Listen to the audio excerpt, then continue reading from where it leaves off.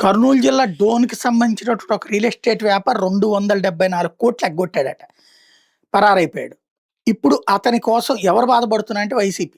ఇతను కూడా వైసీపీ సానుభూతి పడ్డంటే ఈ వ్యాపారస్తుడి తండ్రి.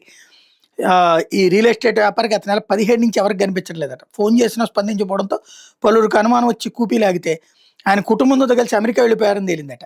బెంగుళూరులో ఉన్న స్థిర చరాస్తులు చాలా వాటిని అమ్మేసి కొన్ని తాకట్టు పెట్టారని తేలిందట. బెంగళూరుకు చెందిన పలువురు బాధితులు కస్తూర్ నగర్ కార్యాలయానికి వెళ్లి కన్నీరు మున్నీరయ్యారు. బాధితుల్లో అహ్మదాబాద్, కోల్కతా, హైదరాబాద్‌కు చెందిన వాళ్ళు కూడా ఉన్నారు. ఇంత జరిగిన డోన్‌కి చెందిన ఒక్కళ్ళు కూడా పోలీసుకి కంప్లెయింట్ ఇవ్వలేదట. ఇందులో ఈ రియల్ ఎస్టేట్ వ్యాపారి తండ్రి వైకాపా సానుభూతి పడ్డాని పేరు ఉంటుండటంతో పలువురు వైసీపీ నాయకులతో సంబంధాలు కొనసాగించాడు. దీంతో పెట్టుబడులు పెట్టిన వాళ్ళలో వైకాపాకి చెందిన వాళ్ళు అత్యధికులు ఉన్నట్టు తేలిందట. సంవత్సర కాలంలో డోన్‌లో 5గురు వ్యాపారులు ఇట్లా ప్రజల నుంచి డబ్బులు వసూలు చేసి పారిపోయారట. అప్పులు, పెట్టుబడి రూపంలో వసూలు చేస్తున్నారట వీళ్ళు.